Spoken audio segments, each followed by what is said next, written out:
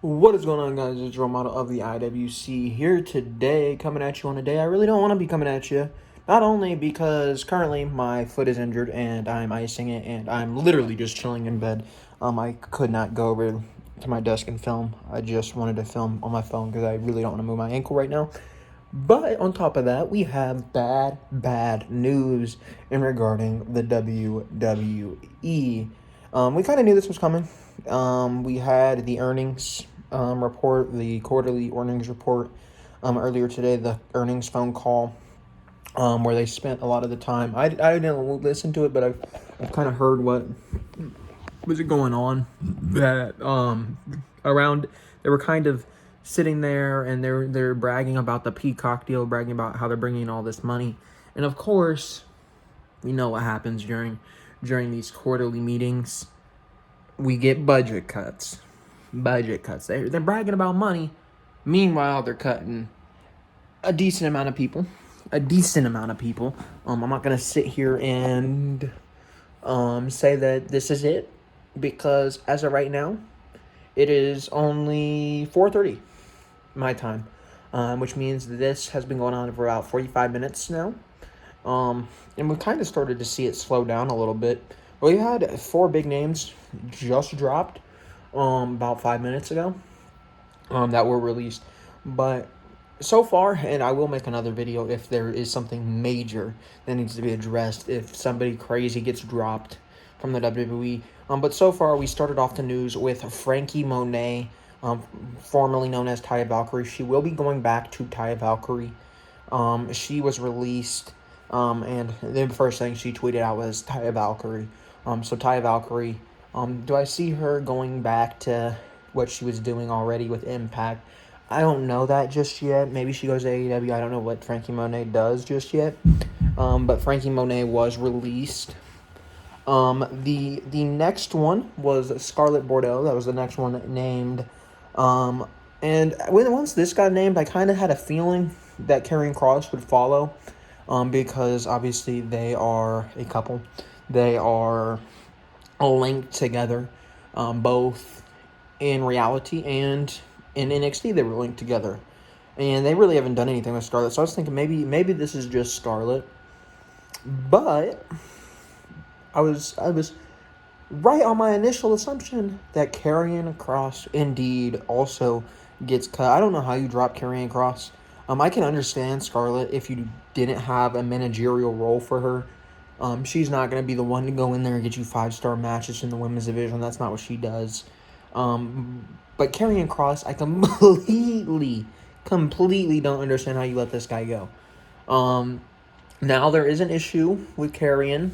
I don't know if we get to see Karrion Kross go to AEW, obviously, because he's kind of burned that bridge. He had an opportunity to go to AEW, but he chose NXT. He chose WWE. He took a chance on the WWE. The WWE dropped the ball with him. Did he burn that bridge, or is that something that Tony Khan can fix? I hope it's something Tony Khan can fix, because big Karrion Kross fan. Love the guy. Awesome guy. Great wrestler. Hopefully he can find work. Hopefully, whether or not that's an Impact, kind of burned a bridge over there too, wanting his way out, rather more obviously. But we'll see what happens with Karrion. He is too talented to just let sit aside on the free agency market. Then we got one that kind of shocked me. We had Ember Moon. Now, there was a period of time where they weren't doing anything with Ember Moon, but then they called her back down to NXT, and Ember Moon was starting to get back in it, and now she's cut. Ember Moon would make a great addition in the AEW Women's Division. She would make a great addition in the Impact Women's Division. She would make a great addition to anybody's women's division. Ember Moon, at one point, I was saying that she was one of my favorite women's wrestlers in the entire world. That's going back to her NXT days, when she was facing the Asukas, when she was facing Nikki Cross, when she was doing all what she was doing in NXT. She was one of my favorites in the entire world. But they dropped the ball with her. Seems to be a very normal thing for them to do. Carrion Cross, they dropped the ball with. Ember Moon, they dropped the ball with. Ember Moon, she'll make a great addition wherever she goes. I would love to see Ember Moon in AEW with their women's division that's growing right now. And I would also love to see her in the Impact women's division, which I think is one of the more legit women's divisions. I would probably say Impact is up there 1 and 2, in the top 2 there for women's divisions in any promotion. Then we got a bunch of names that probably mean nothing to you, and really, it just sucks to see them lose their job. But really, they weren't gonna ever amount to anything, at least on WWE television, not from what we've seen. Excuse me. But that first one, Jessie Kamea,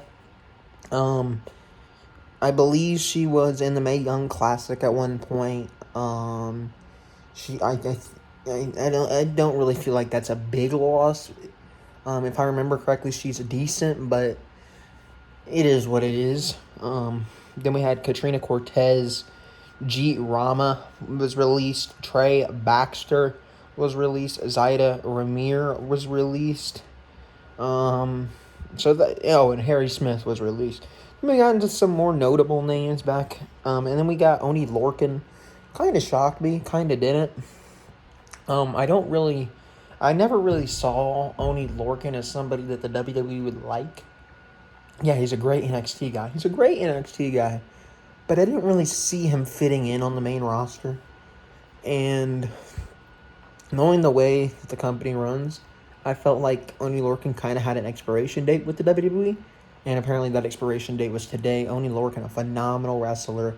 I would love to see him go into AEW, into wherever, and hopefully able to show off his great wrestling abilities, because we know how good he is in a ring. Imagine we get Oni Lorcan in a ring against a Sammy Guevara. Imagine we get an Oni Lorcan in the ring against a Bryan Danielson. Imagine we get Oni Lorcan going out there, and let's throw it back to Impact. We get Oni Lorcan going out against Josh Alexander. There's some damn good matches that Oni Lorcan could put on wherever he goes. And I'm very excited to see what Oni Lorcan can do from then on. Then we had the Lucha House Party. We had Gran Metalik and Lince Dorado. They both got cut. Not sure why. I thought they could be great additions into the tag team division, but as you guys know, the WWE tag team division is straight dog shit, and they did not add them to the tag team division. Rather, they just kind of do their thing. Another one got released is B-Fab. B-Fab. It's almost like I told everybody. It's almost like a lot of the IWC actually said Hit Row wasn't ready. Hit Row wasn't ready. We wouldn't be in this situation. I legitimately don't think B-Fab gets cut if they're still in NXT. Because what the fuck is Vince going to do cutting somebody? And even if they are, it's not that bad in that situation, because you don't have as many eyes on NXT as you have the main roster. How are you going to explain on Friday when Hit Row walks out there, well, where the fuck is B-Fab? Oh, well, she got released. Why? Oh, budget cuts. Yeah. Yeah, sure, Vince. But you're making record profits. But you can't hire these people, man. I don't get it. I really don't fucking get it. What else we got? We got Nia Jax. Nia Jax fucking got released. Holy shit, I thought I would never see the day. I hate seeing people lose their job. Obviously, Nia Jax, I think, will be pretty well off while losing her job. She is related to Dwayne Johnson.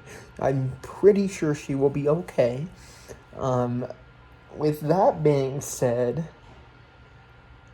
thank God that she is not going to be in a WWE ring.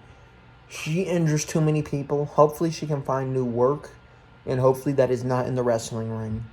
I hate seeing people get injured.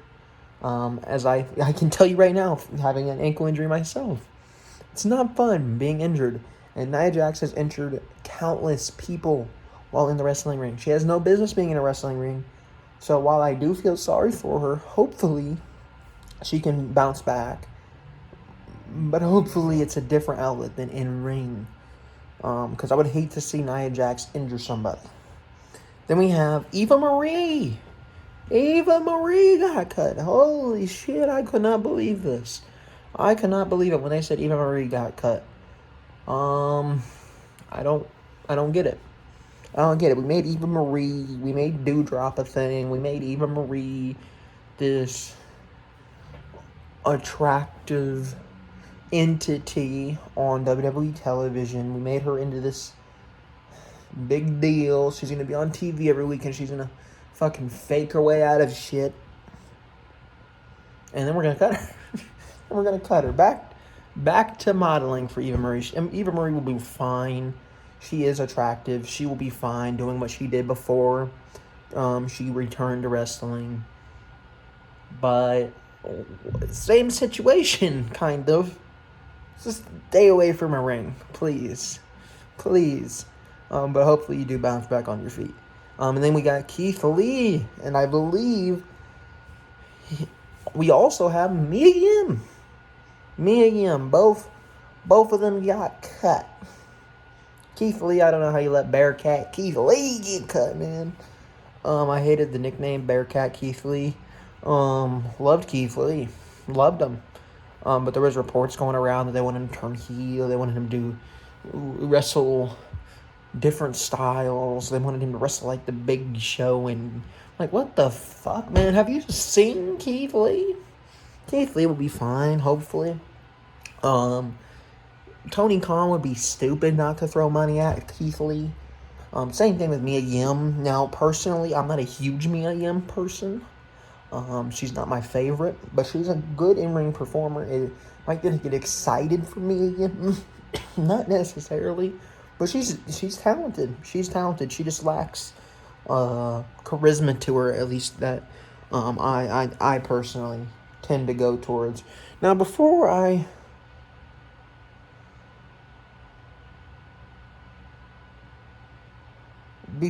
leave here,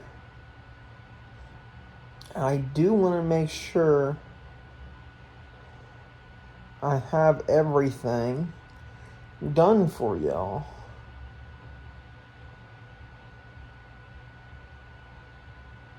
And as of right now, that looks like the case. It looks to be the case right now that I have everything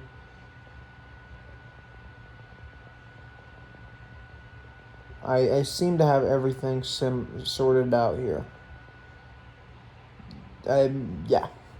I'm going to cut it there. I believe for right now that is all the names that have came out. If I've missed one, please leave it down in the comments below. I will comment back. I will reply to your comments. Like this video, subscribe. We're going to be covering every time there's a release. We're going to be talking about it and how it impacts just the landscape of professional wrestling. Anyways, I'm going to get on out of here. Thank y'all for watching, and I'll see you guys next time. It's been your role model of the IWC Gamers Goon, and I'm out.